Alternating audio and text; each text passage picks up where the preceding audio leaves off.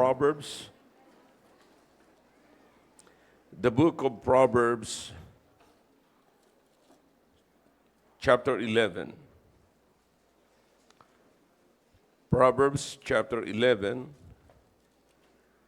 And then we will turn to chapter 15 and then chapter 24. Okay?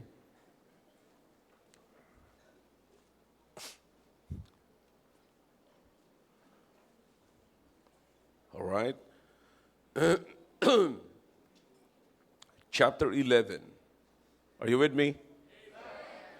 Chapter 11, in verse number 14. Where no counsel is, the people fall.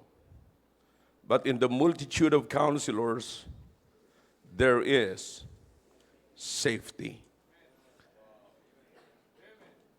Where's the falling? Where is the falling? Nasaan yung pagbagsak ng tao? Kapag kawalang, nasaan yung safety? Multitude of counselors.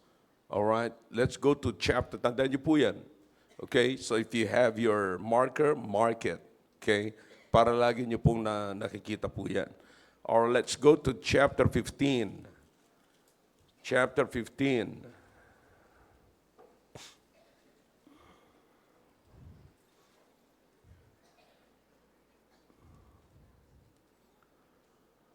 All right. I think you will like to start in verse number 21. By the way, we're reading a proverb of Solomon. Yeah? And you know him. Say, you know him. At eto yung mga sinasabi niya. Verse number 21, look at this. Folly is what? Joy to him that is what? Destitute of wisdom. Where's foolishness? Foolishness abounds when there is lack of wisdom or destitute, kawalan ng wisdom. Okay? Nandun mag-abound ang foolishness. But a man of understanding walketh uprightly. And notice in verse number 22. Without counsel, purposes are what? Disappointed. You see, tandaan niyo uli yan mga kapatid. But in the multitude of counselors, they are established. In chapter 11, we have, when there is multitude of counselors, there is what? Safety. Now, in chapter 15, when there is multitude of counselors, we are established. You see, napakaliwanag nito mga kapatid. See, now chapter 24, please.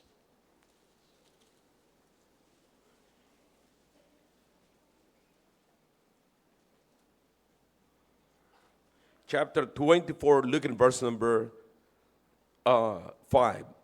Simulan natin sa 5. A wise, are you with me? Amen. A wise man is what? Yeah, a man of knowledge increaseth strength.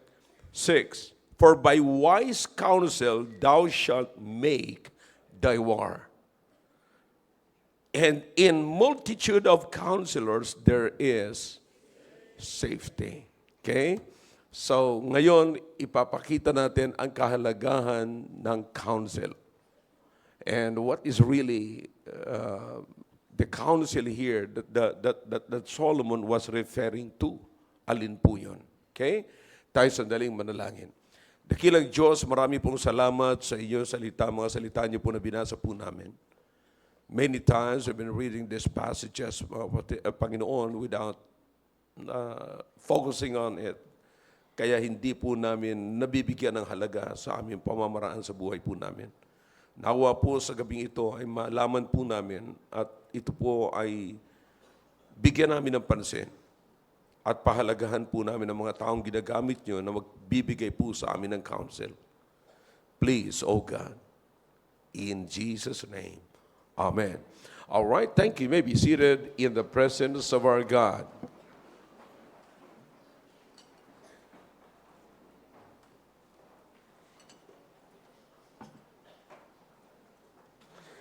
Now, the first thing, when the Bible says, kapag sinabi ng Biblia, is everybody ready now?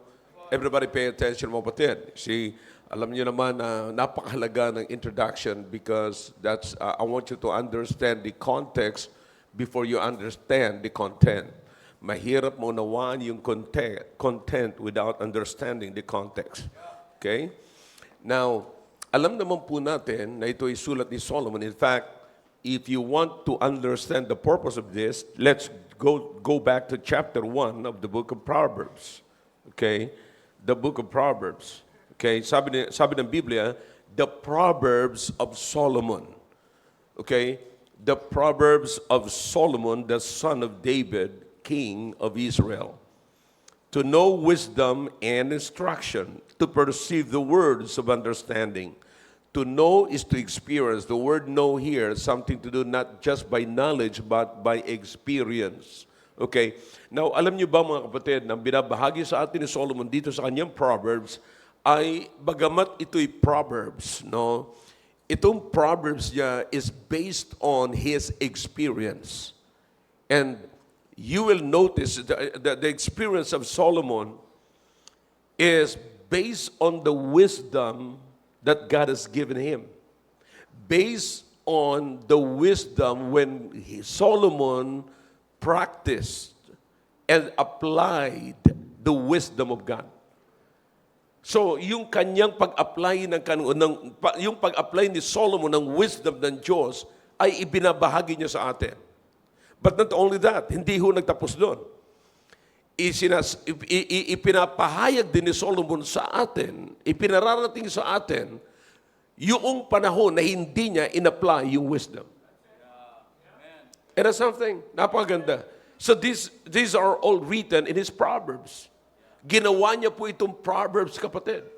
So ginawa niya ito na parang isang grupo lamang ng principle and then you can live by it. Napakahalaga.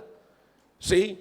So kaya sabi niya mga kapatid, sa verse number 5, a wise man will hear. A wise man will hear and will increase learning.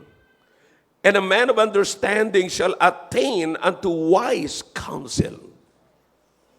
You see, who will attain to the wise counsel? Wise men. Are you wise tonight?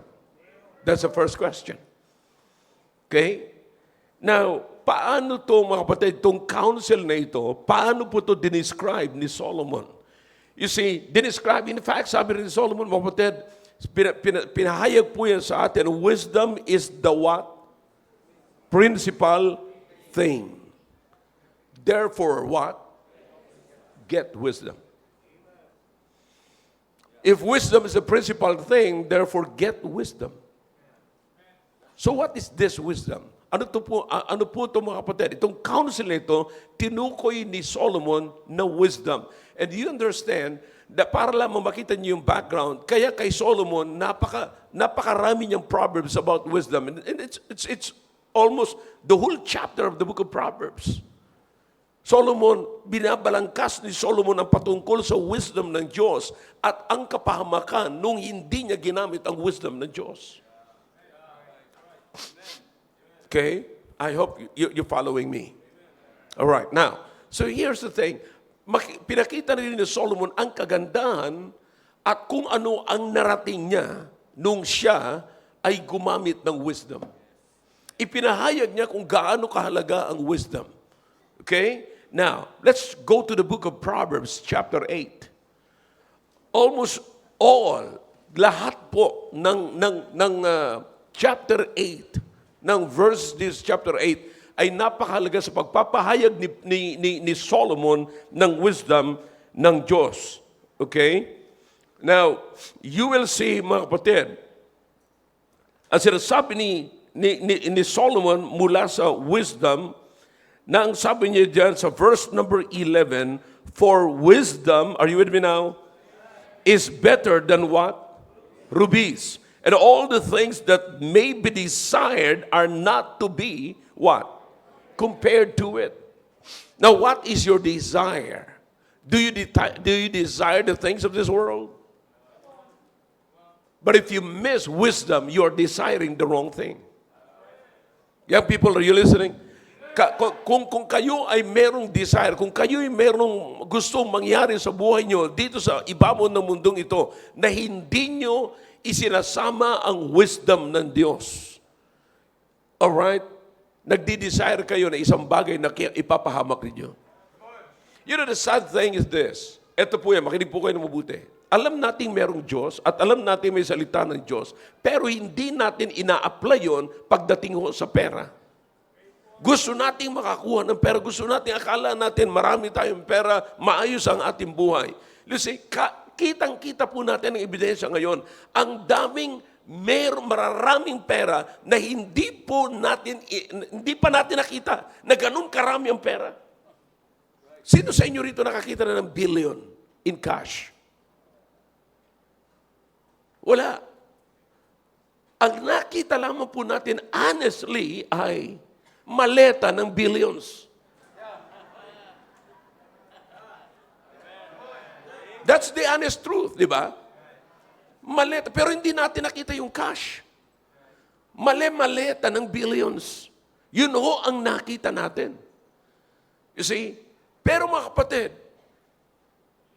whether you it's so sad, mga kapatid, na minsan sabihin natin, hindi mahalaga sa akin ng pera. Pero pag nakasilip ka ng opportunity, papasukin ng Kristiyano, it's so sad. Evidently, alam ko, may alam kayo. Pero sinasabi ko sa inyo, mga kapatid, if you believe, if you have the wisdom of God, hindi mo pipiliin yung bagay na yun. That is exactly what Solomon said. Any desire sa mundong ito, kapatid, na walang wisdom, you should not desire. Because that desire cannot be compared sa wisdom na ino-offer ng Diyos. Bakit? Itutuloy po natin pagbabasa, mga kapatid. Okay? Now, I wisdom dwell with prudence and find out knowledge of witty invention. The fear of the Lord is to hate evil, pride and arrogancy, and the evil way, and the froward mouth do I hate. Here it is. Verse number 14. Counsel is mine, and sound wisdom. I am understanding. I have strength. By me, speaking, parang personal yung wisdom. By wisdom, king or kings, what? Reign. Dahilan sa wisdom, maraming mga hari ang nagahari. And princes decree justice. By wisdom, princes rule. And nobles, even all the judges of the earth. I love them that love me. And those that seek me early shall find me. In other words, can you see the availability of wisdom?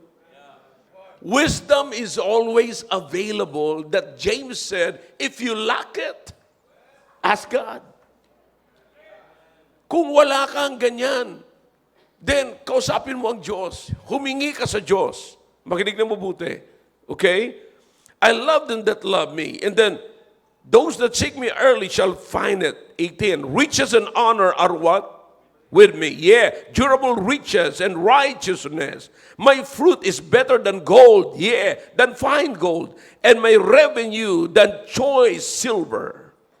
I lead in the way of righteousness, the midst of the paths of judgment, that I may cause those that love me to inherit substance. And I will fill their treasures. The Lord, notice what the Bible says here. Notice what Solomon said. The Lord possessed me in the beginning of his way, before his works of old. You search, even in the creation, kapatid, sa panahon ng nilikha ng Diyos ang langit at lupa, anong ginagamit? Sabi ni Solomon, gamit wisdom. And listen now, that wisdom is available. In fact, if you live, if you have the eternal life, then you got it. Hindi po ito pantasya, mga kapatid. Hindi po ito kwento-kwento. Hindi po ito, mayroon akong ganun, wisdom ng Diyos, mga pasag. Well, naniniwala ka sa Bible, yan ang sinasabi ng Biblia eh. Wala pa akong pinapaliwanag dito, binabasa pa lang natin ang Biblia eh. Alright? 23, I was set up from everlasting, from the beginning, or ever the earth was. Bago pa nagkaroon ng earth, may wisdom na. Salamat sa Panginoon, nagkaroon na ng earth at mahaba na ang pangyayari, mga kapatid. Hanggang sa panahon natin ngayon, available ang wisdom. When there were no depths, I was brought forth. When there were no fountains abounding with water, before the mountains were settled, before the hills was I brought forth. While as yet he had not made the earth, nor the fields, nor the highest part of the dust of the world. When he prepared the heavens, wisdom was there. When he set a compass upon the face of the depth, when he established the clouds above, when he strengthened the fountains of the deep, when he gave to the sea his decree that the waters should not pass his commandment, when he appointed the foundations of the earth. Let me pause for a while. Tingnan niyo kung gaano katindi ang wisdom, mga kapatid. Sabi ng Panginoon, tubig, hanggang dyan ka lang. Alam niyo, nandito na tayo sa Fort Bonifacio. Nasaan yung dagat, mga kapatid? Nandun lang sa Rojas Boulevard. You understand? May hangganan. At yung hangganan, hindi sapagkat nandun na yung pataas. No, ang sabi ng Panginoon, hanggang dyan ka lang. Commandment, sabi niya. By the command of God. Alright? 30.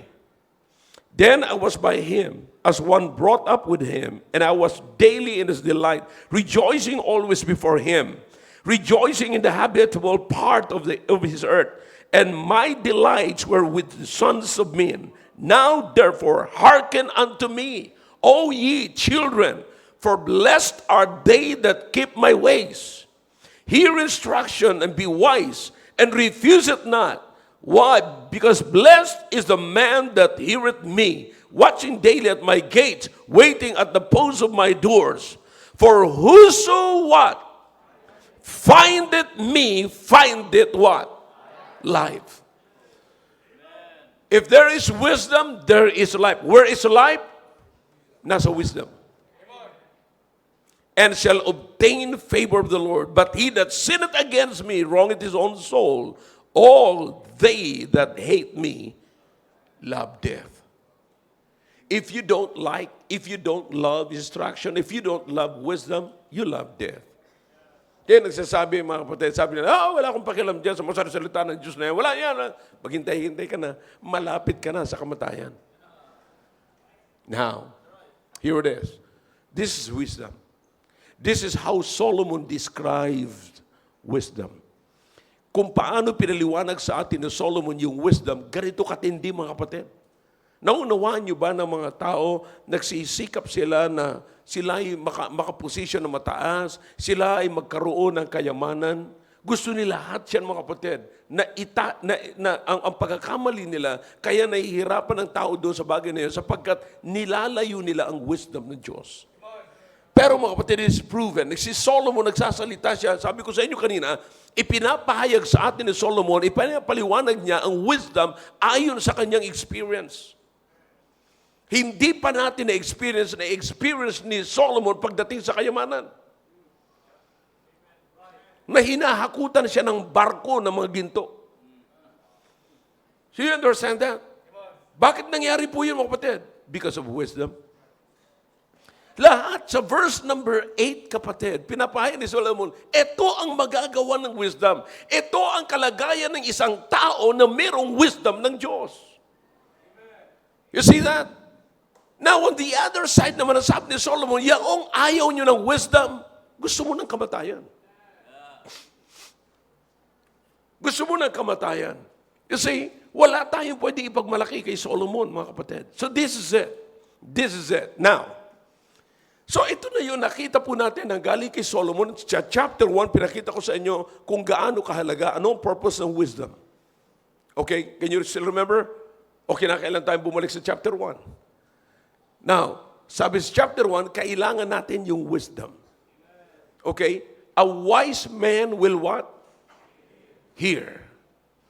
Ang isang wise, ang isang tao na pag sinabing wise, full of wisdom, full of education, and we are talking about here, godly education. Kapag ka meron kang edukasyon ng Diyos, pagka meron kang pagkakilala sa Diyos, makikinig ka. Bakit? Imagine kung paano ginawa ang langit ng lupa, ang langit at lupa by wisdom. Paano na-establish yung mga hari at mga kaharian by wisdom. Paano napahamak ang mga tao, mga kapatid, sa pamamagitan ng pagtanggi sa wisdom. Now, let's go to our text. Okay? Chapter 11.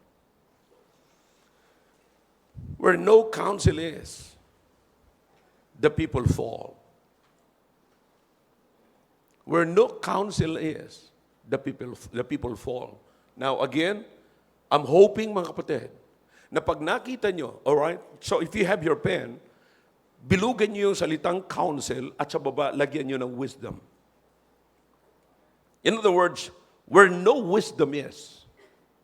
Because yung counsel, tinutukoy na po yan mga kapatid sa sinasabi ng tao. Kasi you will notice here, okay, let's understand the Bible. I'm teaching you right now how to interpret the Bible correctly. Okay? So makikita nyo, ginamit na,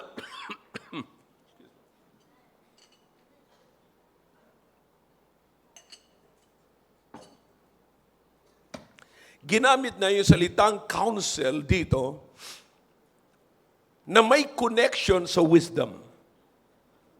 Sapagkat walang ika-counsel dito maliban sa wisdom. So, makikita nyo sa previous chapters chapters na binasa po natin mga kapatid, it's all about wisdom. At itong wisdom na ito yung counsel na dala-dala ng counselors. Nang sabi ni Solomon, where no counsel is, the people fall.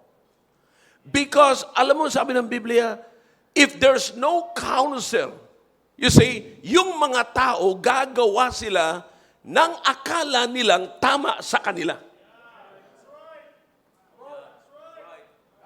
You see, mga kapatid, mas magandang lumakad at mamuhay ayon sa pananampalataya kaysa mga ngapa ka. Ang Kristiyano ay hindi na dapat nangangapa.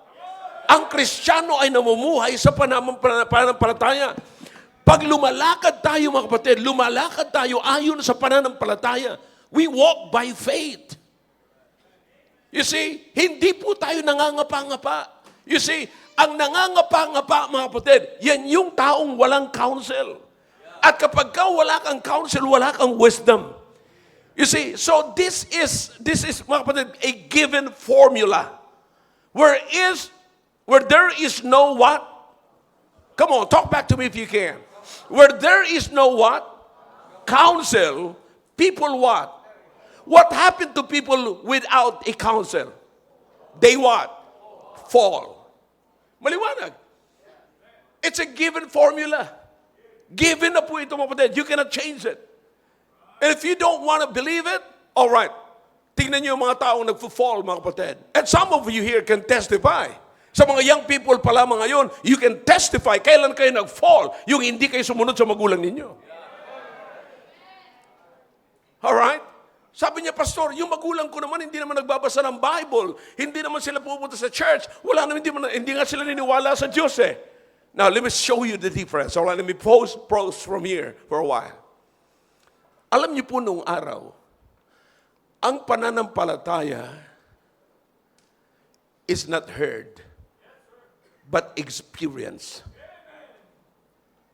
Here's what I'm saying. Yung mga magulang natin noong araw, yung mga ninuno natin, naniniwala sila sa Diyos. Kaya lang, hindi nila isinasabi, hindi nila tinatransmit yung kanilang pananampalataya sa pamamagitan ng bibig. Kundi ipinapakita nila yung kanilang pananampalataya. Ang transmission is not by words, but by works. Nakuha nyo, kapatid?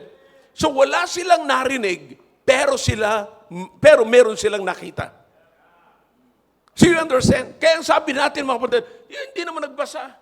Yung nanay ko, tatay ko, pero bakit yung ginagawa? Yung pamamaraan natin, you can testify. Kayong mga nakaabot na mga 60s, mga ganon, mga kapatid, makikita nyo yan, 70s, makikita nyo pa yan. Sa mga magulang ninyo, yung pagpapayo, counsel is very important. They really give counsel. Nagpapaupo pa sila ng mga bata sa tables. Hindi pwedeng lumipas ang dinner, ang lunch, or anumang klaseng meals, kapatid, na hindi nagsasalita yung mga magulang. Now, if you check it, it is in the book of Deuteronomy chapter 6. You understand? Bakit? Yung transmission noong araw ng salita ng Diyos ay hindi by words, but by works. Come on. Nakuha niyo mga kapatid. Talk back to me if you can. You see, maliwanag sa atin yan mga kapatid. Kaya ang akala natin, wala naman, hindi naman, pero parang nasa Bible man. Talagang nasa Bible. Ngayon, marami tayong by words but less by works. Yan ang problema natin. Kaya marami tayo ngayon mga kapatid na mga kabataan or marami tayo ngayon na buhay sa mga sinasabi natin muna mga nakaraan, mga kapatid. Makikita niyo ito na sila'y na-identify, nag-i-enjoy ng blessings na hindi naman sila ang nagtrabaho ng blessing. Here's what I'm saying. Okay? Nakakita kayo ngayon ng mga asawang babae? Very proud sa kanilang kalagayan. Sino ang nakikita ngayon kapag ang mga asawang babae ay merong bag na signature? Merong damit na signature. Ang gaganda ng forma. Na-identify sila. Pero yung asawa nila na nagtrabaho, nagbigay sa kanila noon ay hindi na-identify. Yan ay yung panahon ngayon. Sino ang nag-i-enjoy ngayon ng pinaguran ng mga magulang? Yung mga batang tamad. Yung mga magulang maagang natutulog, maagang nagigising, nagtatrabaho to death. Pero anong oras gumigising ang mga anak? So, hindi mo na ngayon makita, mga kapatid, yung transmission ngayon ng Christianity. Because we are more of words than works. Remember what James said, faith without works is what? Dead. So what we are enjoying right now, what we are seeing right now is a dead Christianity. Boy, this is strong, but this is reality, kapatid. Ito ang totoo. Yan ang katotohanan. Kaya nakakaawa ang mga batang ito, mga kapatid. Kapag nakakita sila ng dead na Christianity. Because our Christianity now is more on pagandahan ng preaching, pagandahan ng words, pero less ang works.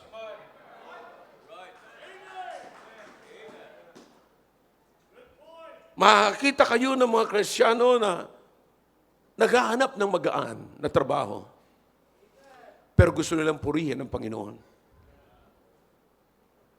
See? So this is very, very important. This is a given formula. Okay? Ano na to? Hindi mo na pwedeng baguhin ito. Ang sabi ni Solomon, maliwanag, where no counsel is, the people fall. Mahalaga na meron kang counsel. Because without counsel, you will fall. You see, fall from the greatness of Christianity to what? Laxivity. Remember, counsel is very important. Let me remind you, kapatid, na may problema tayo sa counsel. Remember, right in the first book of the Bible, meron na kayong mababasang wrong counsel. Where's that? Chapter 3 of the book of Genesis. Who counseled Adam? Come on, talk back to me if you can. Can you remember? Saan kumuha ng wisdom si Adam at tinanggap niya para kainin niya ang bunga ng puno ng kahoy? Na naging dahilan ng kapahamakan niya ng buong tao. As by one man, what? Sin entered into the world. So death passed upon all? For all. That's it. Saan ang galing? Wrong counsel. Wrong counsel. Bakit? Ang sabi ng Panginoon kay Adam, Adam, you're the leader. But imagine, nakinig ka sa hindi leader para i-lead ang iyong follower. Anong masasabi niyo mga kapatid? Na kumukuha ako, kung si Brother Roy, si Brother Willie, Brother Al, ay akong tinalaga ng Panginoon na maging leader sa kanila. Pero anong masasabi niyo na kung sa kanila ako kumukuha ng idea kung paano ko sila ililid? sorry, hindi niyo nakuha. All right. Alam ko, some of you wives, nagbibingi-bingihan kayo. But anyways, ililid ko si Brother Roy, ililid ko si Brother Al, ililid ko si Brother Willie. Pero sa kanila ako nagtatanong kung paano ko sila ililid. You think maililid ko sila sa tamang lugar na kung saan ko sila dapat dalhin? Na kung saan gusto ng Panginoon dapat ko silang dalhin? No. That is exactly what happened to Adam. Why there is a fall? Because of wrong counsel. You want another one? From the book of Genesis? You remember Abraham? You remember Abby? Si Abraham and who? Who is his wife? Come on. Sarah. Dapat alam na po natin yung matagal ng panahon niya. Alam ko nakakalimot tayo. Okay? Now listen, what's the advice? Ano sabi ng Panginoon sa kanila? Pagpapalain kita. Pagpapalain kita ng isang generation na hindi mo mabibilang. Bilangin mo ang bituin, hindi mo mabibilang. Bilangin mo ang buhangin, hindi mo mabibilang. Yan ang pangako ko sa iyo na henerasyon. Kaso, nakapag-asawa siya ng baog. Hanggang sa tumanda na sila, pumasok na yung impossibility to produce, to bear a child. And because of that, lumabas ang isang counselor sa pangalan ni Mami Sarah. Sabi niya, parang imposible na eh. Pero, andyan naman si Inday.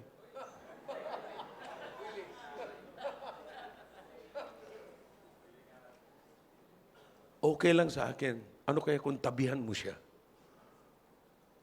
Sabi ni, shucks si Abraham. Ha? Ba't ngayon mo lang sinabi? I mean, but sabi, ha?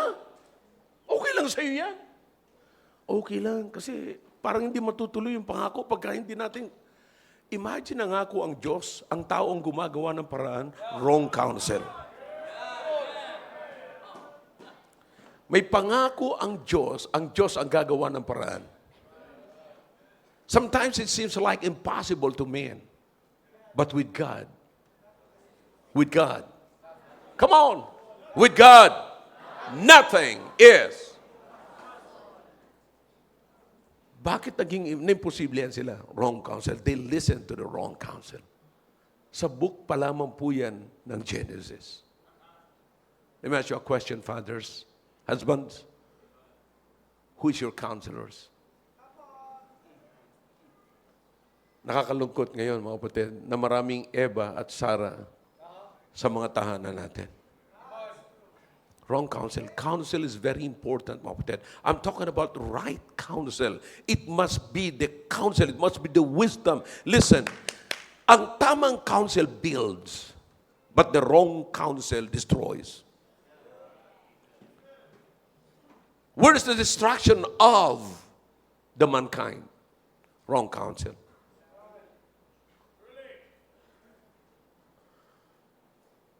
Saan nang galing, kapatid? You will notice, sa buhay ni Samson at ni Solomon, mga leaders ito ng Panginoon, mga kapatid. Saan nagsimula ang kanilang asenso? Come on, talk back to me. Sa wisdom. Saan nagtapos ang kanilang pag-asenso, mga kapatid? Saan? When they last. Pinalta nila yung wisdom ng last. Sinurrender nila ang kanilang wisdom sa last. Mukhang tumatahimik tayo. That is where the glory of God ends. It starts from wisdom, pero pag tinigil na po, pag ipinagpalit mo na ang wisdom sa last, that's the fall. Both lalaki at babae pwede mag-last. You see, counsel is very important. Maliwanag dito, where no counsel is, the people fall. Now listen to me now. I want you to use this. I want you to say this passage personal. Make it personal. Kung wala akong counsel, I'll fall. That's personal. But if I will get multitude of counselors, I'm safe. Come on. Talk back to me. Safe ako kung meron akong multitude of counselors. Nasaan yung safety? Nasa multitude of counselors. Nasaan yung fall? Pagka walang counsel. Madaling unawain. Young people, can you understand that? You see, pinapakita ko sa inyo yung mga nag-fall na matitinding mga ginawang leader ng Panginoon. Si Samson, mula kay Samson hanggang kay Solomon, kasama na po dyan si David. Kasama na dyan si David, mga kapatid. Nag-fall sila. Why? Because of the wrong counsel. Even Adam, even Abraham. Isipin niyo yung mga taong ito, mga kapatid, na nag-fall sila because they ignored the counsel, because of the wrong counsel. And now, let's go to another passage. Chapter 15. All right? Chapter 15. Look at verse number 22. Without counsel, purposes are what? Okay. In other words, nawawala yung purpose. Mawawala ka sa purpose kapag ka walang counsel. Alright? Pero susunod, kapatid, again, nasaan pa rin yung safety? Nasa multitude of counselors. Alright? Dito, mga kapatid, sa bawat isa sa atin, merong purpose. Tandaan nyo ito, mga kapatid. Okay, young people? Kinagbalikatan ka o hindi, may purpose ang Diyos sa buhay mo. Ang purpose, mga kapatid, ay hindi nawawala kapag ka tumatanda. Kasi karamihan, kapatid, pagka nasa isip natin, pagka tumanda tayo, upo na lang tayo, and we thought, tapos na ang purpose ng Diyos sa buhay natin. We already made it. Bahala na kayo, young people. No. Kapatid, gaano ka man katanda, ngayong gabi, ang purpose ng Diyos ay hindi tumatanda. Kinakailangan matapos mo yun. Natatapos lamang yan pagka hindi ka na rin nakinig ng counsel. Because matatapos ang purpose pag natapos na ang wisdom. Pero ang wisdom is available every day. Every day. In fact, if you lack it, ask. Ask. I want you to understand the availability. I want you to know that. Keep it in your mind. Wisdom is always available. You see, now, alam po natin ito, mga kapatid, these are given principles, formula to live by. Napaganda. Sa una nakita natin where no counsel is, the people fall. Now, anong mahahanap mo ngayon sa verse number 22, mga kapatid? Without counsel, purposes. Let me ask you a question. Mahalaga ba sa iyo ang purpose ng Diyos? don't you ever try to live even 1 hour of your day without a purpose. Young people, keep this in your mind. Keep this in your mind. Mga kapatid, inuulit ko, hindi sapagkat matanda ka na, wala ka ng purpose. Oh boy, I'm telling you, subukan nyo lang. I know, nagkiklib pa rin ako sa purpose ng Panginoon. I know, meron pang purpose ng Panginoon. Hanggang sa huling hininga ko, may purpose. Alam ko, may purpose ang Diyos sa buhay ko. Kapag ka nanghina ako, isipin ko lamang, may purpose ang Diyos sa buhay ko. Pag nagagalit ako, may purpose ang Diyos sa buhay ko. Ano man ang kalagayan ko, kapatid, iniisip ko lagi, may purpose ang Diyos sa buhay ko. But you know what? You have to understand that purpose pwedeng mawala sa inyong isipan kapag ka nawala ang counsel. Pag nawala ang wisdom. Alright? Now, here's the thing. Andi dito kapatid, yung mga kabataan natin, mga nagbalikatan. Ang ilagay namin sa inyo during the balikatan days ay wisdom. That you might be able to understand the purpose of God in your life. You are sitting in this auditorium tonight with a purpose. After the balikatan, when you get home, remember the purpose. Remember the purpose. May counsel ka. Meron kang wisdom na nandyan sa iyo. At yung wisdom na yon, yan ang naging dahilan kung paano si Solomon nag-reign.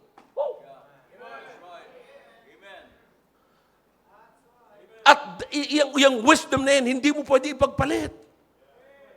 Sa mga gwapito.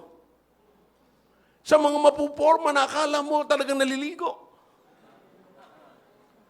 Hindi mo pwede ipagpalit. Ang sabi ng Biblia, maliwanag, binasa natin kanina. And you cannot even compare that even to the most valuable thing of this world. You cannot. And do you understand that it is in your possession right now?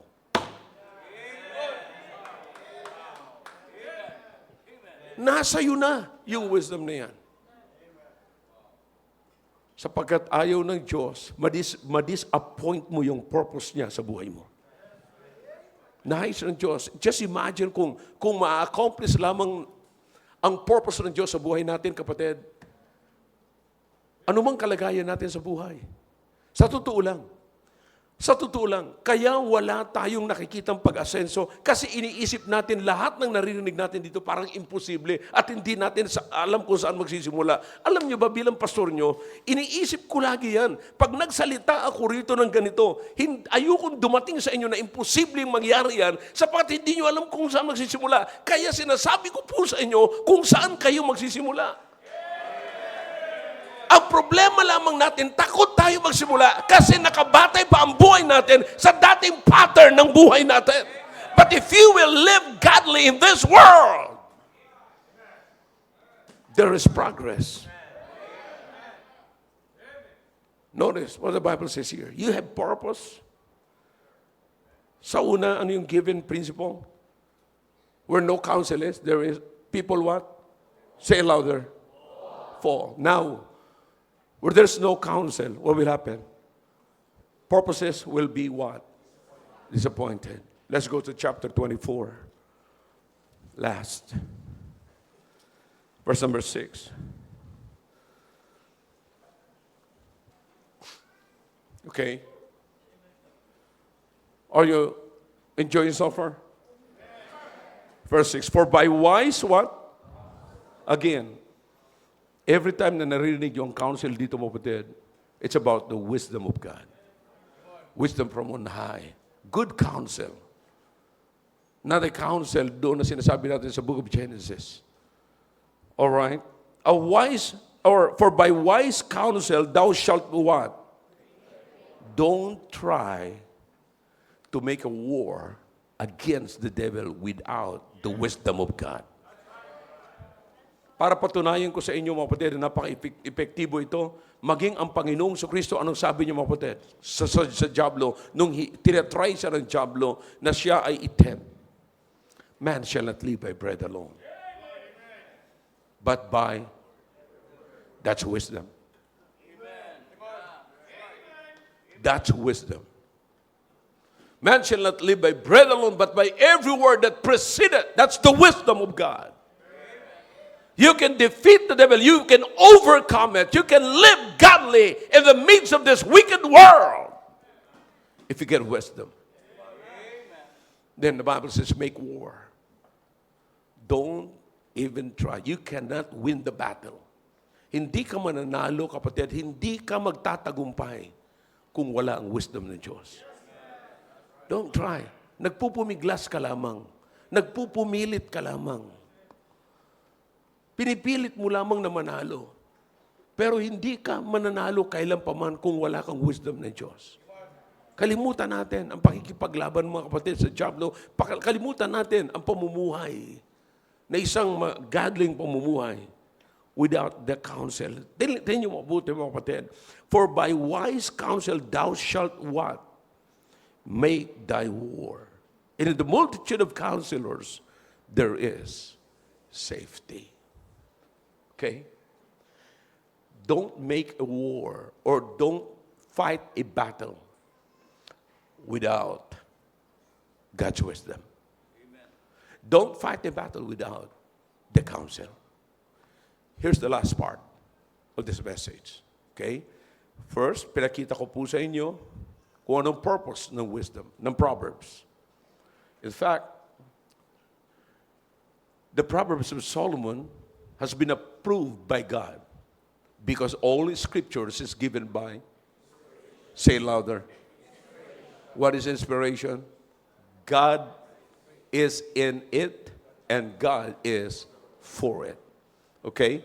Now, so this is the Proverbs of Solomon. Inapproved ng Diyos. Kasama natin ng Diyos pag in-apply natin ito. Ipinakita ni Solomon kung paano mamuhay na merong wisdom at pinakita rin ni Solomon kung paano mamuhay na walang wisdom. Ano ang buhay na walang wisdom? Are you still with me? Alright. Ipinakita niya sa part 2, kapatid, makikita natin na yung wisdom, kung ano ang nagagawa ng wisdom. And then ipinakita ni Solomon dito sa atin ngayon na kung wala ang wisdom, eto ang mangyayari. Now, napansin niyo po ba, mga kapatid? Let's go back to chapter 11. Okay?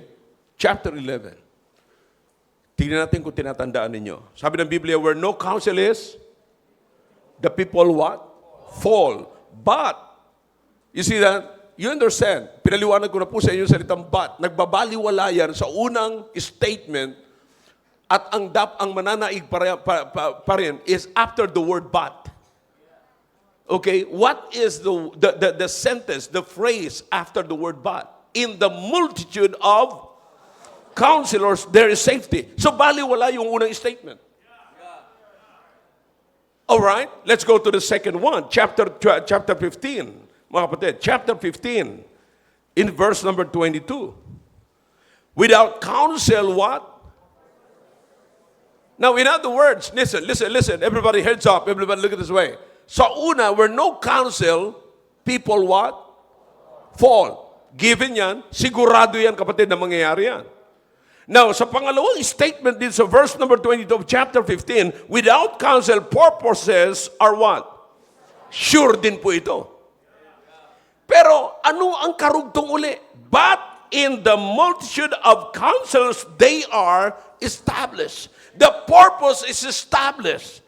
In other words, the purpose is in a safe position, kapatid, or possession, sapagkat merong counsel. Merong multitude of counselors.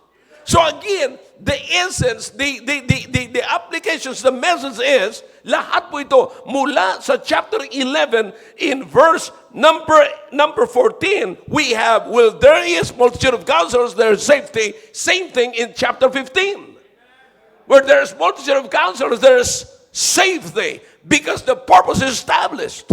Now, chapter 24, in verse number 6, verse number 6, for by wise counsel thou shalt make what? The war. So, Solomon is telling us, wag kang pupunta sa battle without the wisdom of God, because you cannot win. You cannot win. Now, what is next after that? And, nagbago yung forma kasi nagbago yung unang sentence. So, pupunta ka sa war with the counsel of God. And, eto na ngayon. So, sinabi niya na, walang masama. Sinasabi ni Solomon, walang masama na pumunta ka sa battle. Walang masama na makipaglabang ka. Idagdag mo lamang yung multitude of counselors because there you can find what? Safety. Now, here is the message, kapatid. Kung mula sa chapter 11 and then chapter 15 hanggang chapter 24, ang laging panghuli, kapatid, multitude of counselors, now our problem is multitude of counselors.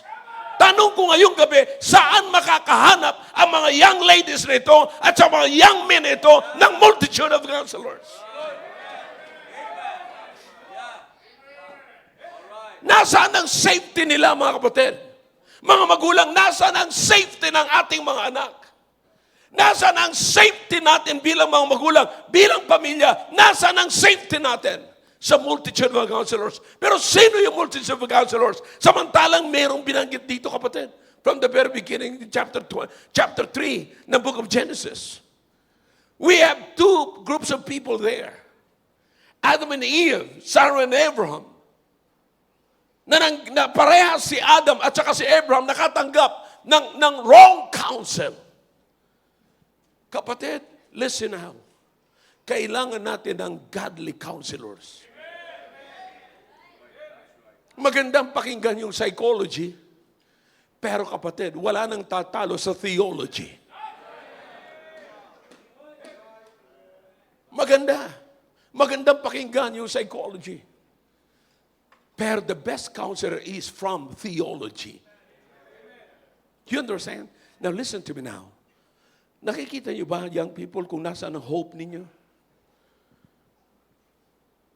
Godly counselors.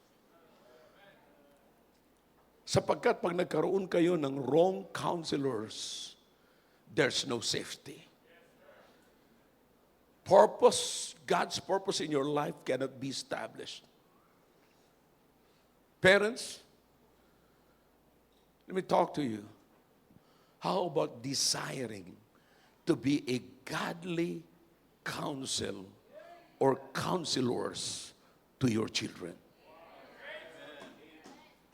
Minsan, ang nangyayari na lamang sa atin, mga kapatid, ang gagawin natin, bibit-bitin natin yung ating mga anak.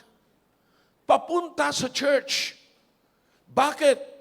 Gusto natin yung anak natin makapakinig. Gusto natin masanay sila sa church. But how about this time? Desire to be the godly counselor of your own children. And not only that, kaya makikita yun sa Deuteronomy chapter 6 kung anong sinasabi ng Biblia, mga kapatid.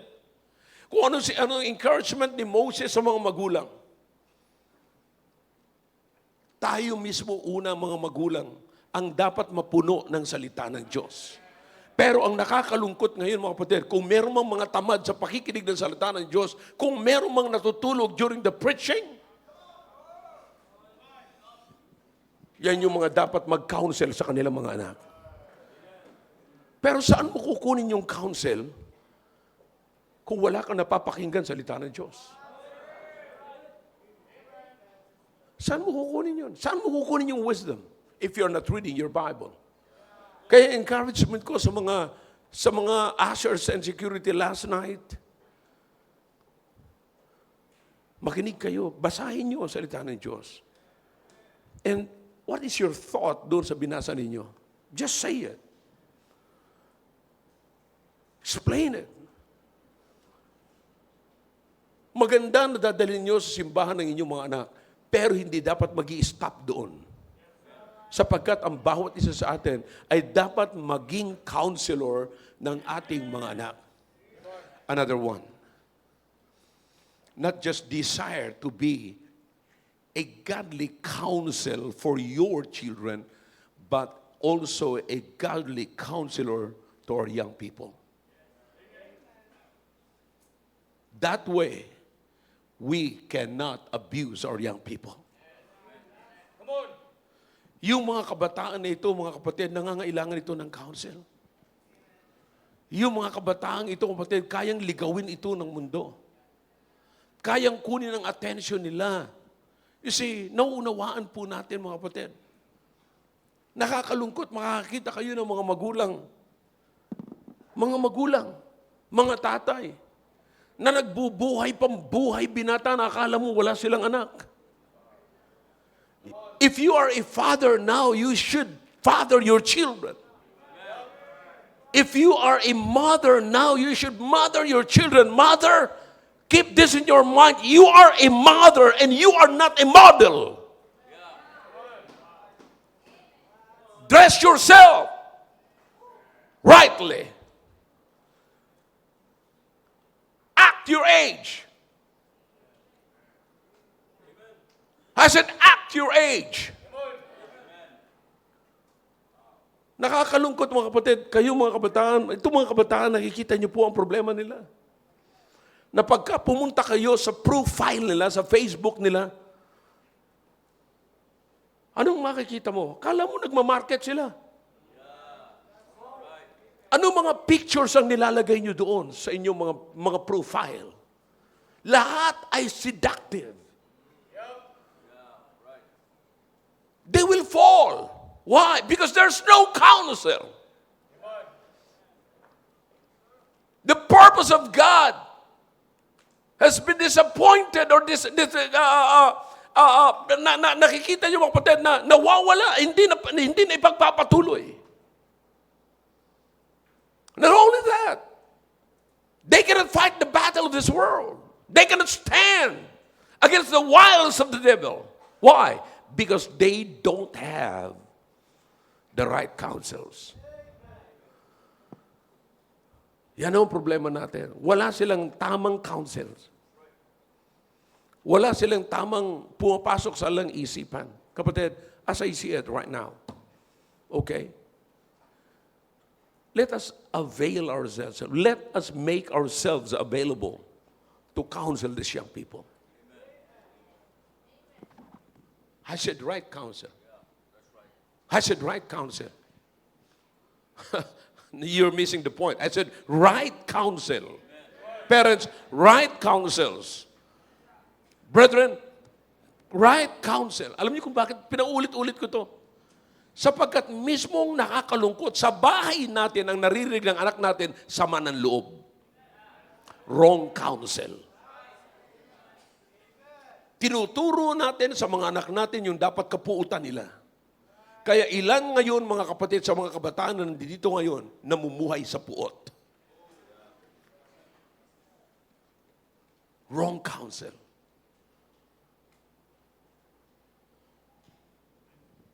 Yun na lang walang counsel, the people will fall. Wrong counsel, the people are destroyed. The humankind was destroyed because of one man who listened to a wrong counsel of his wife. Na forfeit yung blessing ng Panginoon. So what I want you to do right now is to make a commitment. Kapatid, let us be a blessing. Ayoko kaya ko dinala ang mensaheng ito ngayong gabi. Alam kong lahat po tayo nag-invest sa balikatan. At ayokong masayang po yung investment na yun. Alam ko nag-invest kayo ng pera, nag-invest kayo ng time, nag-invest kayo sa panalangin, and lahat ng yan ay nakikita po natin. Lahat ng yan ay nakita po natin na napakagandang resulta, nakita po natin ang magandang result. Ngayon, ano na ang programa ngayon after that? Pagkatapos yan, ano naman ang gagawin po natin? Very simple. Tuloy natin yung counsel. Ituloy natin yung pag-inculcate, tuloy natin yung paglagay ng wisdom sa kanila. Ituloy po natin. Let us be a blessing. Young people, listen to me now. You need a counsel. We need counsel. Huwag ho natin paintulutan na matapos na yung balikatan. Natapos na po yung date ng balikatan, kapatid, pero hindi natatapos yung gawain ng balikatan. Hindi pa natatapos yung purpose ng balikatan. Let's be careful. Parents, let's be careful with our mouth. Listen, these young people, they need to walk by faith. And the only way for them to enjoy walking by faith, living for God, ay sa pamamagitan po, mga kapatid, ng ating pagbibigay ng counsel sa kanila. As you see them, imagine, itong mga young ladies ito, they are young, but listen, makakita ka ng mga kalalaki at kababaihan, ganyan, mga bata pa, na natutuwa sa mga okasyon ng Diyos, sa event ng Diyos. Samantalang yung ibang mga kabataan mo, kapatid, natutuwa sa pasasayo-sayo sa labas, pa-TikTok sa bahay nila, nakala mo nagbebenta ng kanilang katawan. No. Tanggalin nyo sa profile ninyo ang marketing. You're not marketing yourself. Young people, why not present a good testimony of the Lord Jesus Christ in your life, in your profile? Kaysa yung ilagay nyo dyan yung mga seductive pictures ninyo dyan, nakakala mo nagbibenta kayo ng murang halaga lang. Ilagay ninyo ang magandang patutuo na ginawa ng Diyos sa buhay ninyo. Brother, lahat po ito mangyayari kung ang mga kabataang ito ay mapupuspos ng counsel ng Diyos. Let's do it. Let's do it. I've been doing this for many years na. Ako sinasabi ko, mga kapatid, sinasabi ko yan sa mga kasamahan kong kalalakihan, kila Brother Noel, sinasabi ko yan lahat. Pag wala ako, bahala kayo sa mga anak ko. Hindi ko pinagbabawal na pagsabihan ng anak ko ng ibang tao. Ngayon, may sarili-sarili na silang pamilya. Well, we need it. They need it. They need counsel. They need the wisdom of God. And just imagine kung mailalagay lang natin sa anak natin. Yung naglagay, yung wisdom na yun na naglagay sa kaharian kay Solomon.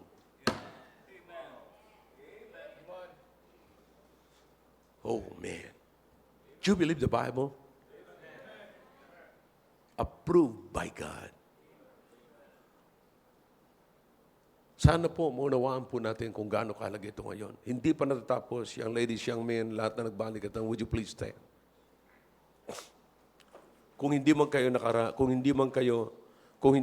nakasama ngayon sa taon na ito, last year nakasama kayo, would you please stand? Lahat na nakaranas ng balikatan, pakitayo kayo. Lahat na nakaranas ng balikatan. Sige, stand up please, stand up, stand up. Lahat. Anong year ka, Brother Sam? 2005. Ang balikatan nagsimula ng 2001. So imagine kung gaano nakarami ito, mga kapatid. At isipin niyo po kung saan na sila, yung iba dyan, saan na sila nilagay ng Panginoon. Okay? Alam ko na kung ano sasabihin niyo. Pastor, bakit si ganito? Kaya nga sinabi ko sa inyo kanina. Sa balikatan, nilalagyan natin ng wisdom yung mga kabataan, ini-empower natin sila, ini-equip natin sila so that they can stand in the midst of this wicked world. Pero what will happen? Maraming sasabihin niyo, Pastor, yung iba dyan hindi nag-involve, yung iba dyan walang nangyari. Isa lamang ho ang dahilan. Bakit? Ito ang dahilan. Hindi rin nila in-apply yung wisdom. They refused and rejected instructions. Salamat sa Panginoon na meron po tayong ganito. Now just look at this way. This way. The devil is working. Ayaw ng diablo marinig ito eh. Ito ang ayaw ng diablo. So, listen. Here's the thing, kapatid. Tignan nyo. kung nasaan po tayo at ano ang kalagayan natin, kung meron tayong wisdom ng Diyos, at ano ang kalagayan natin when we refused or reject the kingdom, the wisdom of God. Pag na-reject po natin ang wisdom ng Diyos, what will happen? Salamat sa mga kabataan dito. Parents,